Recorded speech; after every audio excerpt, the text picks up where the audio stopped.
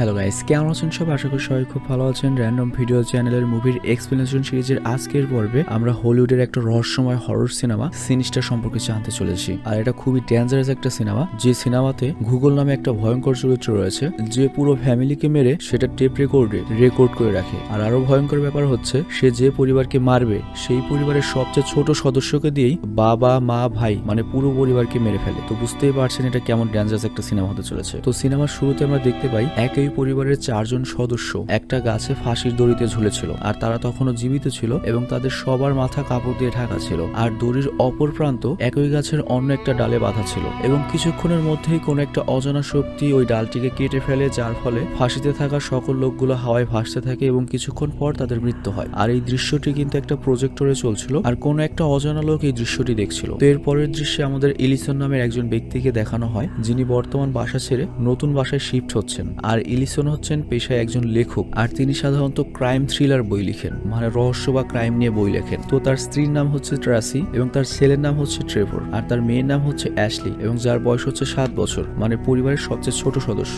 আর তার ছোট মেয়ে খুব ভালো পেইন্টিং করতে পারত। তো সবচেয়ে ছোট মেয়ে তার বাবাকে বলে, বাবা এই নতুন বাসাটি একদমই ভালো লাগছে না। আর তখন এলিসন তাকে বোঝায়, আমরা আসলে এখানে এসেছি একটা ভালো বই লেখার জন্য, মানে আমি রহস্যময় ক্রাইম নিয়ে যে বইটি লিখবো সেই বইটি লেখার কিছু তথ্য সংগ্রহের জন্য আমি এলাকাতে এসেছি। বইটি লেখা শেষ হয়ে গেলেই আমরা আবার আগের বাসায় ফেরত যাব। আর এখানে উল্লেখ্য, এটি হচ্ছে সেই পরিবারের বাসা যে পরিবারকে আমরা এই সিনেমার প্রথমে ফাঁসিতে ঝুলে মরতে দেখেছি। আর সেই ঘটনা ঘটেছিল আজ থেকে প্রায় 40 বছর পূর্বে। আর এই লেখক কিন্তু জানতো যে এই বাসাতেই একই বাড়ির 4 জন ফাঁসিতে ঝুলে মারা গিয়েছে, আর সেই জন্যই সে এই বাসায় এসেছে যাতে সবকিছু পরীক্ষা নিরীক্ষা করে সে ওই ঘটনাটির উপর খুব সুন্দর একটা ক্রাইম স্টোরি বই লিখতে পারে। তবে এই বাসা সম্পর্কে কোনো তথ্য সে কিন্তু তার পরিবারকে জানায়নি, কারণ তারা ভয় পেতে পারে। তো এরপর আমরা দেখি এলিসনের সাথে সেখানকার একটা পুলিশ দেখা করতে আসে, আর পুলিশ তাকে দ্রুত এই বাড়িটি ছেড়ে দিতে বলে, কারণ এখানে কি ঘটেছে সেটা পুলিশ জানতো। এবং পুলিশ এই পরিবার সম্পর্কে আরো কিছু তথ্য দেয় যে এই পরিবারের সবাই ফাঁসিতে মারা গেলেও স্টিফেনি নামে যে সবচেয়ে ছোট মেয়েটি ছিল তাকে আর কখনোই খুঁজে পাওয়া যায়নি। মানে ফ্যামিলির সবাই মারা গেলেও এই ফ্যামিলির সবচেয়ে ছোট বাচ্চাটির খোঁজ আজ পর্যন্ত পাওয়া যায়নি। তো এই জন্য এই পুলিশটি এই ভয়ঙ্কর বাসা তাকে ছেড়ে যেতে বলে, কিন্তু অ্যালিসন বলে সে এই বাসা ছেড়ে যাবে না এবং সে বলে এই বাসায় যে ক্রাইমটা ঘটেছে আমি তার উপর একটা বই লিখবো। তো পরের দৃশ্যে আমরা দেখি অ্যালিসনের বাকি পরিবার মানে স্ত্রী,